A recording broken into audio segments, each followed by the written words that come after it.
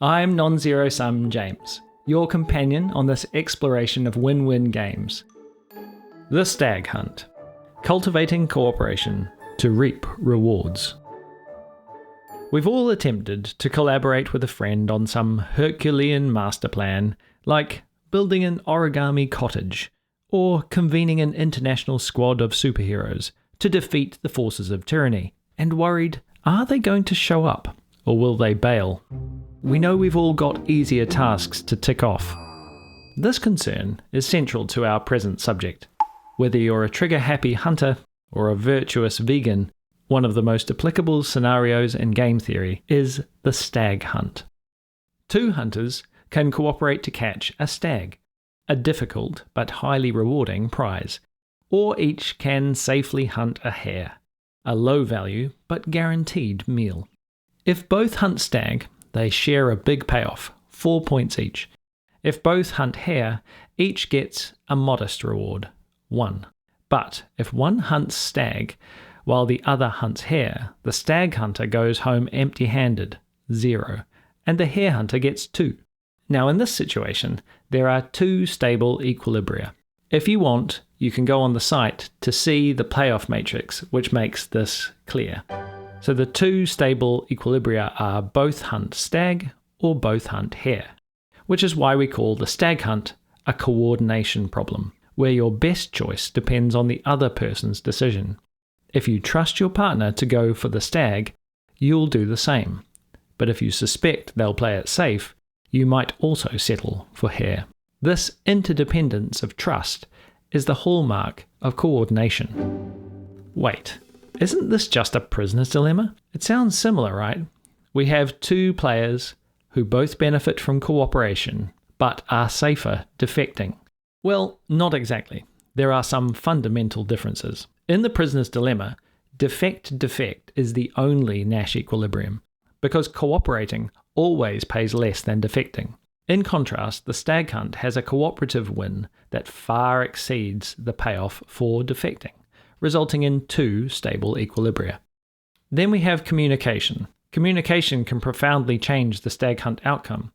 In everyday life, transparent communication, from official treaties to group text messages, can break the cycle of mistrust and push everyone toward the higher payoff option. Also, framing matters. In the stag hunt, the stakes are much lower and its payoffs are positive. So the question becomes, how can we win big? Not, how can I avoid a catastrophic loss? The stag hunt is also not presented as a one-shot dilemma. It's clear that this decision is not going to completely ruin your life, send you to prison for 5 years. It's a day-to-day decision, with many opportunities to build trust, making the stag equilibrium much more achievable. Introducing more players. While the stag hunt is an ideal entry point into coordination problems, the issues we face as a species introduce more, perhaps billions more players, and coordination across an entire network of individuals is naturally more delicate. Small breakdowns in trust can tip towards a lower equilibrium, one that is safer for individuals but collectively suboptimal. This is sometimes referred to as a multipolar trap or a Moloch trap, as we've covered in previous episodes, where numerous actors drag each other down like crabs in a bucket. Now at this point on the blog, I go on a tangent, extending the stag hunt to multiple players mathematically, with the use of a 3-dimensional payoff matrix, which was really cool.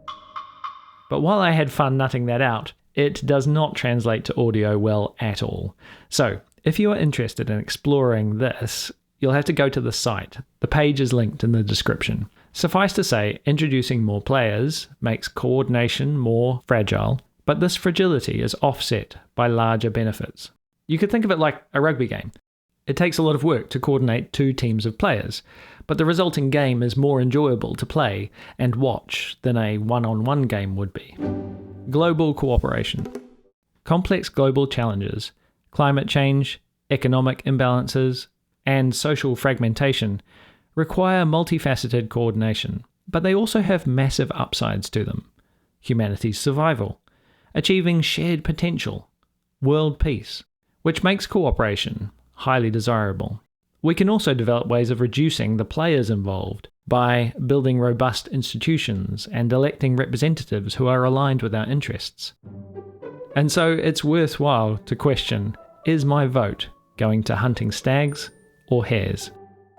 The stag hunt reminds us that a better outcome is possible, and that we can build trust over time by risking mutual commitment. Personally, I feel the world might be a happier, more cooperative place if situations were by default framed as stag hunts.